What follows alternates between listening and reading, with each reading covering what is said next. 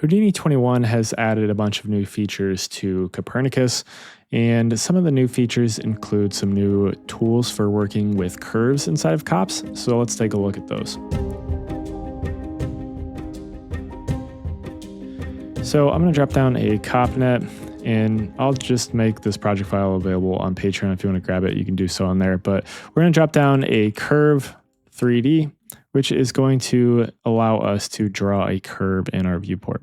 So let's just jump into the front viewport. We can press 3 and then we can press enter. And this curve tool has been brought into Copernicus for us. So we can just draw, whatever we want here. We have your normal curve tools inside of SOPs available inside of Copernicus, which is super, super nice. So after we do that, we have some other curve tools available to us. So we have this rasterize from curves, layer from curves, mask from curves, and then scatter on curves. We'll probably look at this scatter on curves in a separate video, but for now, let's focus on these three right here. So let's start off with this rasterize curves, and we can wire this in here.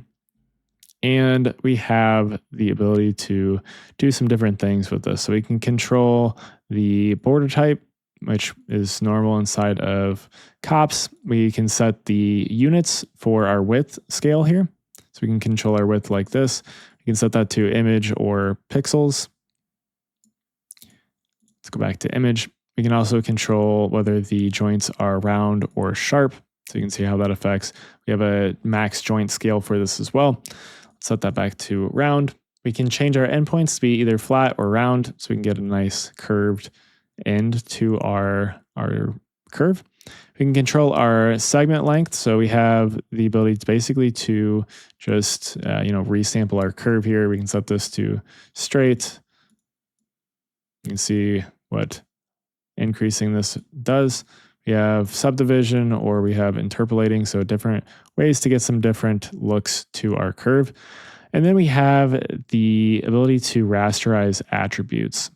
So if I look at this, one thing that I don't really like that is not available to change right now inside of COPS is to control like the attributes on the curves. So in order to actually do that, because we can use like our color and our P scale to drive the curve, we have to drop down like a SOP geometry, and then we can take our curve 3D, we can just copy that, click on it and Control C. You can dive inside here and drop down a CopNet, click use external cop, and then paste in our path here.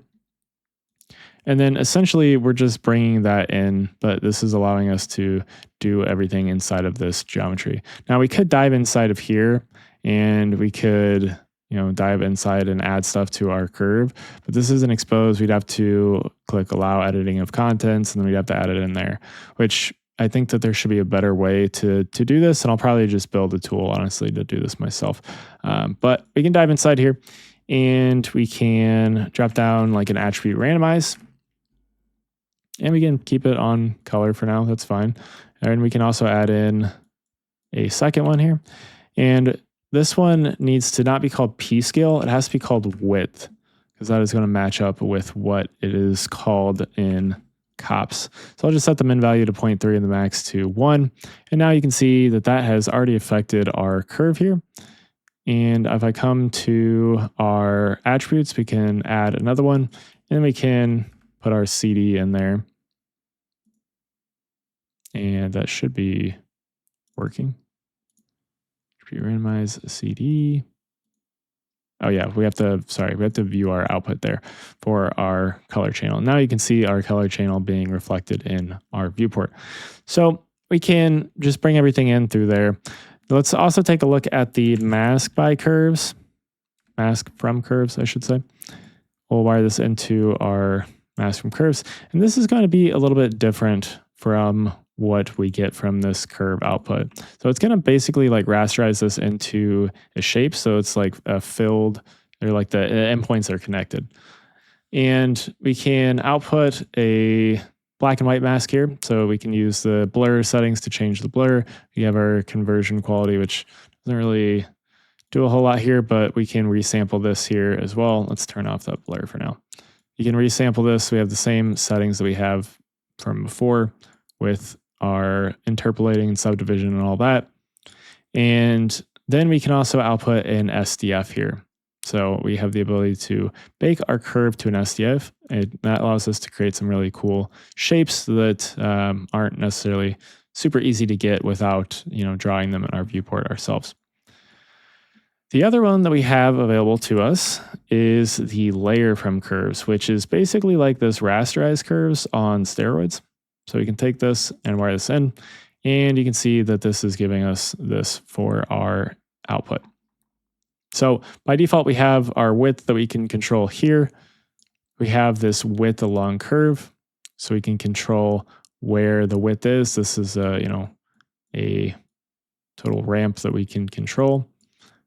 We have this profile, which is going to adjust, where our kind of like highlight, I guess you will, you'd call it, is.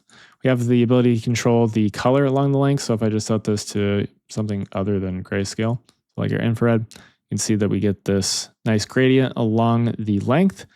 Reset that back to default. And we also have this color across width, so we can do the same thing with the width, and it's going to go kind of across our shape.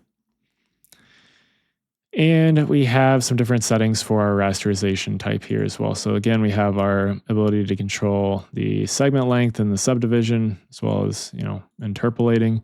We can set the endpoints to be flat or round, which isn't going to really make a difference here.